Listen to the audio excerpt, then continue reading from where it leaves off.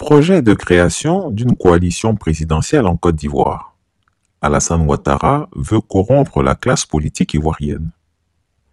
Depuis son retour en Côte d'Ivoire, le 29 mars 2024, Alassane Ouattara s'est rendu régulièrement à sa résidence privée à Assini. Il y a tenu une série de réunions confidentielles auxquelles très peu de personnes pouvaient avoir accès.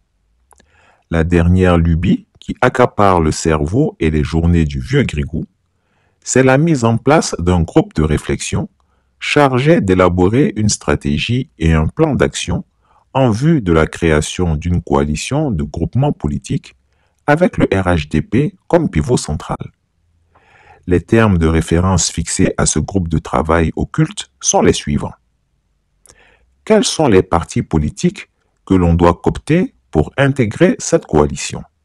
Quel courant idéologique doit primer pendant le processus de cooptation? C'est-à-dire, est-ce seulement des partis politiques de droite, d'idéologie néolibérale, proches des tendances politiques d'Alassane Ouattara et se réclamant d'Houphouët-Boigny? Ou alors, faudra-t-il inclure dans l'alliance des partis qui ne sont pas du même bord politique, mais qui sont prêts à soutenir un quatrième mandat du despote des lagunes? Est-il nécessaire de maintenir l'appellation oufouettiste pour qualifier la nouvelle plateforme qu'il veut mettre en place? Ou alors, faudra-t-il songer à imaginer un autre nom qui tienne compte des sensibilités des partenaires qui ne seraient pas oufouettistes, mais qui seraient prêts à travailler avec les oufouettistes? La nouvelle coalition doit-elle servir uniquement pour l'élection présidentielle de 2025 ou doit-elle continuer à fonctionner après cette date et avoir une forme d'existence autonome et pérenne? Pour l'aider à mener ses réflexions, le tyran Ouattara a constitué un cabinet restreint composé de Kone Tiemoko Mélié, Tene Birahima Ouattara dit la Fiole, Gilbert Kafana Kone, Kandia Camara et 2 Français, un blanc et un mulâtre. Ces apparatchiks, aidés de 2 Français, ont déjà effectué 3 réunions secrètes sur ce sujet. Lors des 2 dernières séances de travail, Cissé Ibrahim Bakongo et Sansan Kambilé ont été cooptés pour prendre part aux travaux. Cependant, cette initiative n'est pas au goût de tout le monde. On peut même dire qu'elle suscite une sourde opposition interne. En effet, plusieurs proches d'Alassane Ouattara ne partagent pas cette idée de chercher à s'allier encore avec des partis politiques sans conviction, dont la base électorale est évanescente, pour ne pas dire invisible. Donc, à force de trop vouloir attaquer le parti au pouvoir, le PPACI est en train même de montrer aux gens en Côte d'Ivoire qu'ils ont trop de comptes à régler avec trop de monde.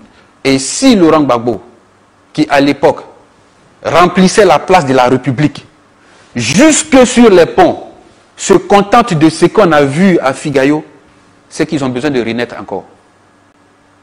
Ça, je vous le dis. Figayo, c'est pour Picasse, c'est pour l'asthme, c'est pour ce qu'on appelle ça là, quoi Justin. C'est eux. Si quoi Justin, Picasse fait ça à la place Figayo, bravo. Mais Gbagbo fait ça à la place Figayo. Bon, après, s'ils sont satisfaits de ça, moi, en tant que membre de RHDP, qu'est-ce que tu veux que je dise? Si ils sont satisfaits de ça, moi aussi, je suis satisfait. Que peuvent-ils apporter à part des tracas, des revendications saugrenues, sans aucun rapport avec leur poids véritable, un appétit vorace pour les postes ministériels et la réclamation immanquable de grosses sommes d'argent qu'ils ne manqueront pas de formuler au motif qu'ils doivent aller sur le terrain afin de faire la tournée de leur base pour expliquer le sens et les objectifs de cette nouvelle alliance. Pour les anti-coalitions, quel besoin est-il de créer un nouvel outil politique alors que le RHDP a démontré lors des législatives, puis des municipales et des régionales, qu'il est tout-puissant, imbattable, invincible, indéracinable, indétrônable? Également, nous avons, après les événements de 2020, où il y avait une structure bizarre, je crois, qui s'appelait le CNT ou le CNTT. Je ne sais plus comment ça s'appelait. Des gens qui ont rêvé faire un coup d'État alors qu'ils ne savent pas combien l'armée est tenue. Notre armée est solide, elle est professionnelle. Et il n'y aura pas de tentative de coup d'État en Côte d'Ivoire à nouveau. Autrement, ils auront à faire face à moi cette façon, cette fois-ci de manière plus déterminée que la dernière fois. Et je crois qu'ils me comprennent. Pourquoi donc s'accommoder de bras cassés qui n'ont pas été capables de faire le poids sur le terrain face au RHDP? Lors des dernières élections, la débâcle de l'opposition, toutes forces confondues, a été totale face au RHDP. Tenez, au niveau des 201 communes mises en jeu, le RHDP a remporté 123 communes dès le premier tour. Ensuite, une dizaine de maires indépendants se sont ralliés à sa bannière. Au régional, le RHDP a gagné dans 25 régions sur les 31. Au sénatorial, sur les 66 postes de sénateurs mis en compétition, le RHDP a écrasé ses adversaires avec un score de 56 sénateurs élus. Les 33 sénateurs restants ont été nommés directement par le vieux Grigou. Au moment où nous allons très bientôt faire face aux électeurs pour les élections locales, notre parti fait remarquer les inégalités dans les découpages électoraux et la répartition des communes dans les régions. J'ai donné un tableau. Le Boclé, c'est une région de la Côte d'Ivoire qui a 2 687 176 habitants, n'a que 2 communes. La Nawa, 1 165 462, 5 communes. San Pedro, 1 060 000 habitants, 4 communes. Indénieux-Gaban, 700 000 habitants, 4 communes. Le Sud Comé, 791 000 habitants, mais 8 communes. Le Cavali, 700 000 habitants, 4 communes. Le Kabadougou, 289 000 habitants, mais 9 communes. Le Hambol, 612 000 habitants, mais 11 communes. Le Bafing, 262 000 habitants, 7 communes. Le Folon, 146 000 habitants, 4 communes. Ces chiffres sont tirés du recensement et du programme budgétaire 2023. Au niveau des dotations budgétaires, Boclé qui a 2 millions d'habitants a 2,6 milliards de dotations. Conseil régional et commune compris. Nawa qui a 1 million d'habitants, 3,3 milliards avec 4 communes. Face à cette machine, et vu que les partis d'opposition ont montré qu'ils ne sont que des acteurs de seconde zone, de petits joueurs, pourquoi s'embarrasser de coquilles vides, incapables de s'allier entre eux contre le RHDP? Je dirais pas mi-figue, mi-raisin. C'est plutôt figue que raisin.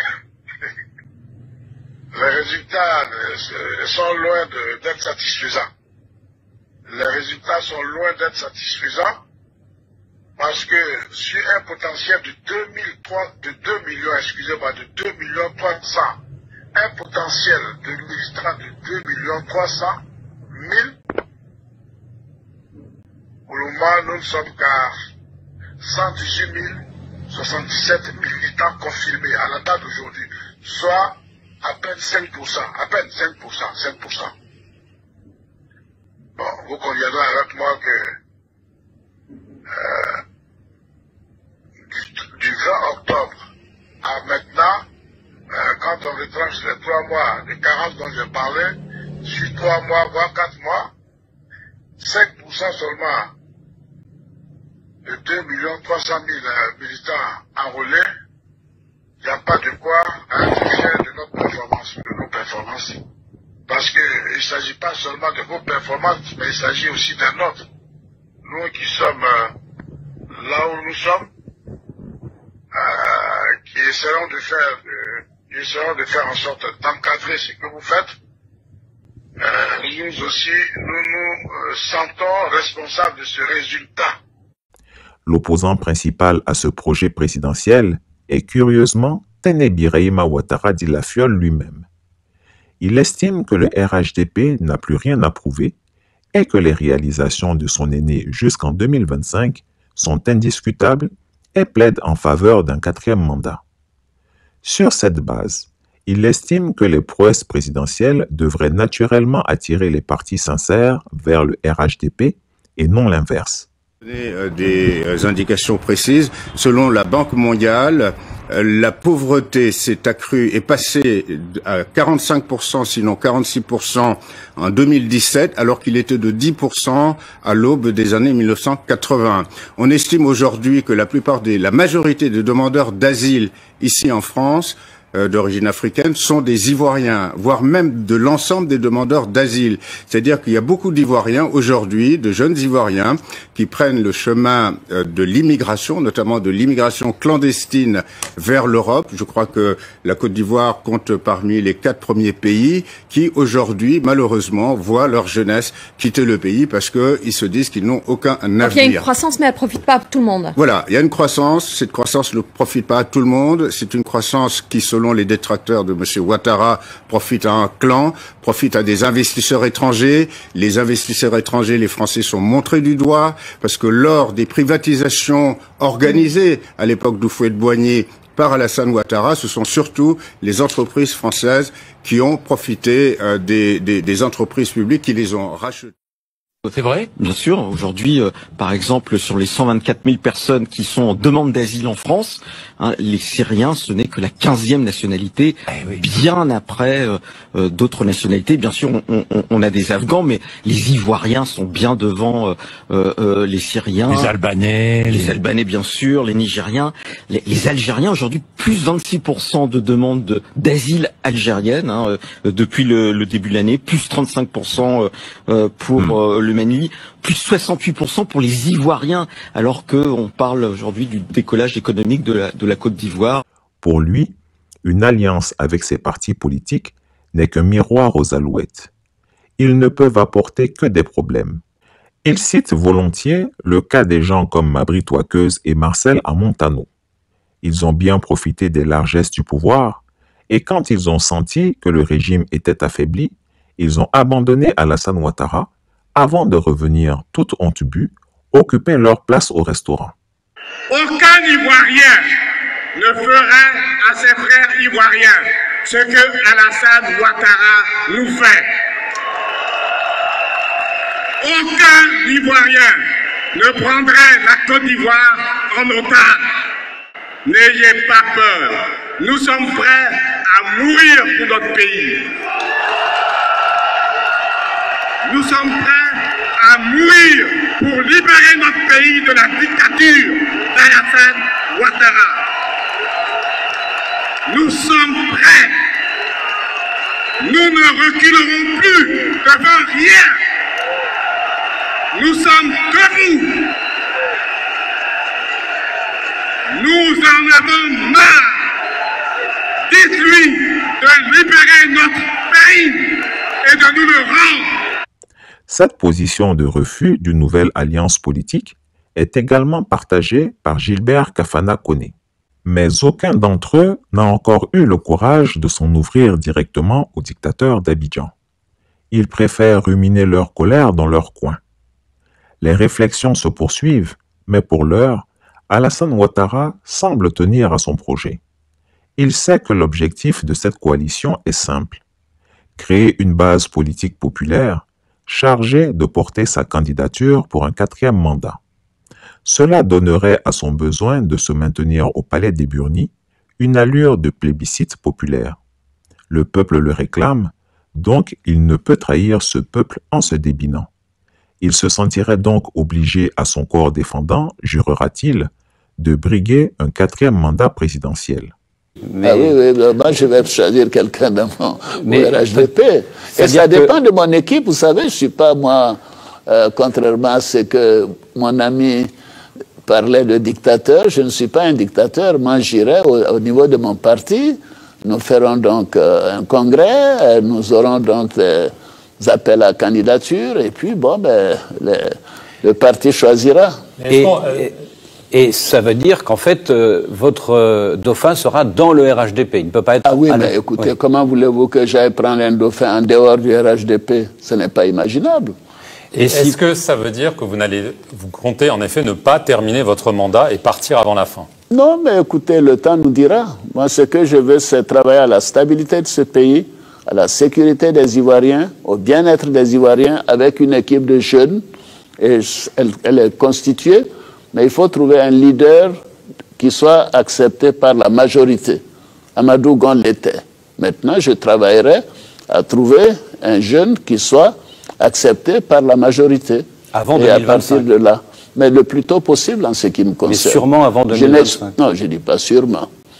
Je ne dis pas sûrement, je dis le plus tôt possible. C'est-à-dire que vous n'excluez pas d'être à nouveau candidat en 2025. Ah non, non, écoutez, ça suffit comme ça. C'est un sacrifice que je fais. Pour moi, il me serait difficile, même impossible. Et j'espère que la Constitution va nous régler ce problème.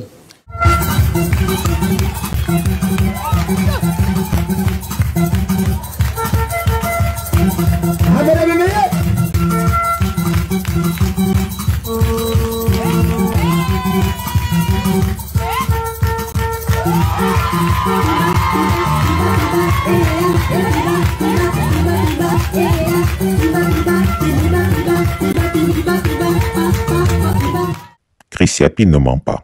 Retrouvez Chris Yapi sur ses deux chaînes YouTube, sa chaîne Dailymotion, Instagram et VK.